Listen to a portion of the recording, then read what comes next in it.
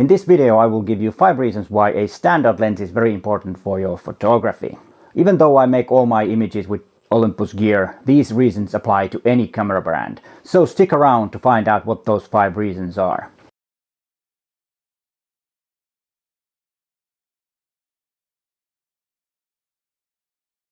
And before we get into those 5 reasons, please consider to subscribe to my channel and hit that bell so you get notified when there is a new video online. My channel is all about you getting to be a better photographer, and it's all about Olympus gear. And remember, I post 2 videos a week. But let's get into those 5 reasons. When I talk about standard lens, I mean a 25mm on a micro 4/3 body. It will have the same field of view as a full-frame 50mm lens. So when I'm talking about the standard lens, I'm talking about those focal lengths. Standard lens used to be the kit lens back in the film era.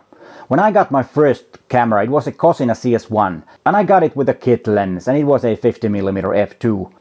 So these 2 lenses from Olympus are both 25mm lenses. Let's talk about those lenses before we get into the 5 reasons. The main difference between these 2 lenses are that the Pro version is weather sealed and it's a lot bigger also, and it has a bit wider aperture. But both of these lenses can produce very good results. As you can see from these images that I have taken with the 25mm lenses, I have used both of these lenses quite a bit.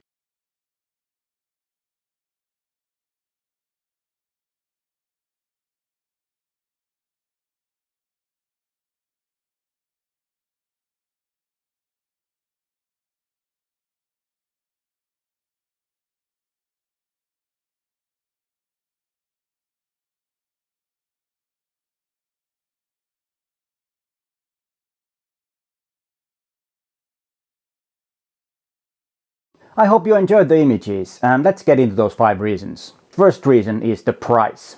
Usually the standard lenses, the 50mm or the 25mm lenses, are not that expensive, and as I always say, do not break your bank when getting new gear. And that's why, if you're considering getting a new lens, the price point of these lenses could be the reason to get one. Of course, the Pro version lenses are always as expensive as the other Pro version, but usually every manufacturer has a budget-friendly version of their 25mm lens that is still quite fast. So when you're considering the next lens, this could be a budget-friendly option for the lens, and 4 other reasons that will tell you why. Standard lenses are usually quite fast, like these ones, f1.8 and f1.2. Even though your kit lens is a really good lens to start making photography or practicing photography as a hobby, but there will be a point where you realize that the kit lens is not fast enough for everything you want to photograph. Let's say that you want to photograph city lights in the night. Then you might want to need a faster lens, and the standard lens is really great for that. And with the fast lens, it's easier to get a faster shutter speeds to freeze the action if you need to freeze the action in dark conditions. And also, when you have a faster aperture, you will have a lot shallower depth of field to get that nice bokeh on your images. But before you can do that, you need to learn the combination of aperture, ISO and shutter speed, what those 3 things mean together. And that is something that you have to learn first in order to understand the importance of a fast lens. It's also very important to know the theory of photography. There is no easy way of learning, but you can learn if you want to. And the reason number 3, the 25mm lens is very versatile. I personally do not want to carry around a lot of gear when I do photography for fun, traveling, leisure time, doing street photography for fun. I like to use only 1 lens, and I will tell you later in this video why using 1 lens might improve your photography. The 25mm focal length is a very handy lens for street photography. It's a very good lens in travel photography, and it's also very good for those street portraits if you like to do those. And then reason number 4. The standard lens sees the world pretty close the way the human eye sees. Of course, the standard lens has a narrower field of view because the field of view of a human eye is almost 180 degrees. The similarities is how the 25mm and the human eye sees the perspective. And that's why images taken with a 25mm standard lens look very natural to our eye.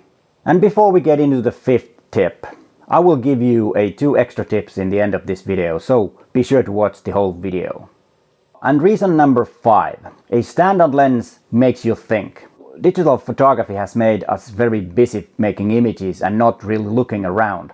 And to learn about photography is all about observing your surroundings, to look around. And if you use only one lens, let's say this is the standard lens 25mm on your Micro Four Thirds camera, it kind of slows you down because you need to figure out the way to make the image without zooming with the lens. Of course you can use your feet as a zoom, but of course it's a bit different thing. But then you need to work on the composition to get it right, or the way you want it with the lens that doesn't have a zoom, or you cannot change the angle of view. And using one lens will make you a better photographer because you start to see more things and you start observing and you start resolving problems. And that's why I think it's a very important thing to have a standard lens and use it as your only lens.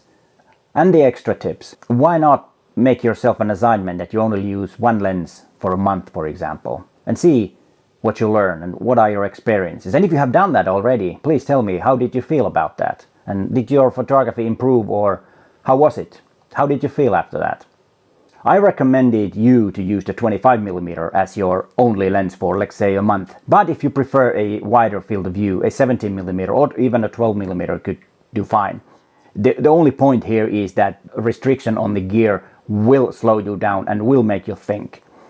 And that's in my opinion, one of the most important things in photography, to learn to think and see.